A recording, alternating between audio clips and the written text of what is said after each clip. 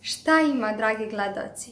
Lično, moje iskustvo u nemačkoj gimnaziji je za pamćenje. Kada sam bez znanja nemačkog trebala da se snađem i dobijem ocene. Ali kada sam saznala za par trikova koje vi možete da primenite ukoliko se nađete u nemačkoj gimnaziji, tada mi je sve laknulo i mogla sam da uživam u životu. A ukoliko ste završili školu, možete ovaj video proslediti nekom ko pohađa gimnaziju. Sada prijeđimo na 10 zanimljivosti koje niste znali o nemačkoj gimnaziji. Prva, to je da ocene koje se dobiju usmeno važe 60% ukupne ocene.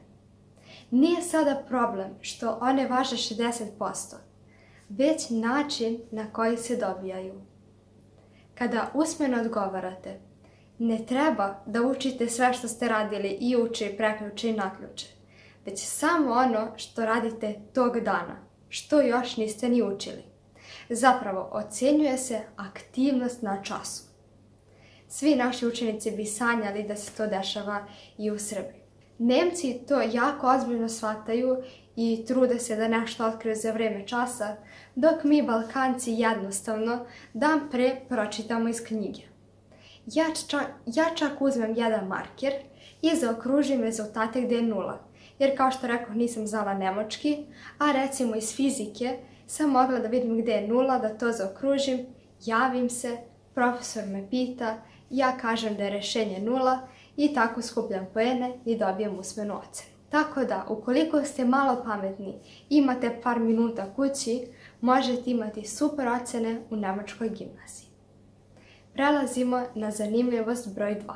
Nema prepisivanja. Za razliku od škole u koju sada idem, u gimnaziji ne sme ništa da se prepisuje. Kada je test, svi su mirni kao bubice, nema telefona i nema prepisivanja. Broj 3 su obrnute ocene. Ono što je kod nas 5, kod njih je 1. I oni imaju ocenu broj 6. To je nešto kao kod nas 0. Znači kada baš ništa ne znate, onda dobijete 6. Broj 4. Nema mnogo 1. Ili ti naših 5. Iako mogu da dan pre sve pročitaju, Nemci jednostavno se ne trude i vrlo malo ima 1.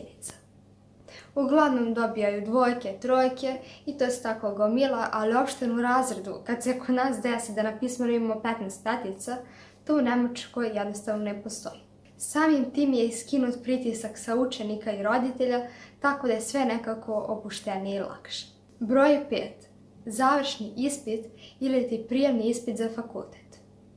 Prijemni ispit nije odvojen, zavisi na koji fakultet želite, već cijela Nemačka u jednom trenutku polaže ispit.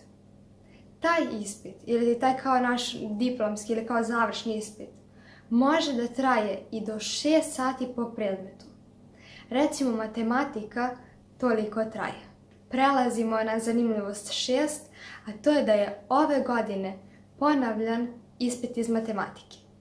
Zato što jedan profesor nije dobro pogledao na sat i pola sata ranije je rekao svom odeljenju da prekinu. I zbog toga su svi ponavljali taj ispit. Broj 7. Telefon nije dozvoljen na času, a nije čak dozvoljen ni u dvorištu, ni u mestu za jelo, već jedino u 2 prostorije.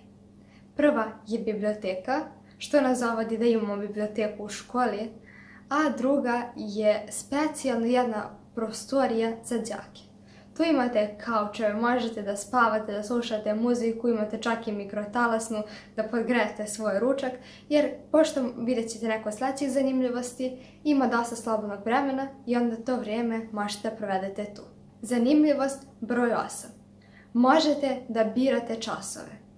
Baš zato što ste vi odabrali neki čas, kada neko drugi ima neki koji vi niste odabrali, tada vi imate slobodan čas koji provodite u onoj prostoriji za učenike. Ja sam naravno odabrala sve predmete koji imaju malo veze sa nemačkim. Broj 9. I u posljednjim razredima ima muzičkog i likovnog. Tako da recimo budete zadnja godina i još uvijek možete da pevate i crtate. I broj 10. To je školski pribor i registrator. Oni nemaju one obične sveske, nego imaju ogromne registratore gdje stavljaju sve papire. A što se tiče futrole, to je kao prvi razred. I obična olovka, i gumica, i rezač, i flomaster, i drvene bojice, i markeri. Još kad odete i svi polako, normalno profesori sporije čitaju, i onda ljudi i podvlače, i boje, i crtaju. To je sa jedne strane super, zato što se koristi desna hemisfera mozga.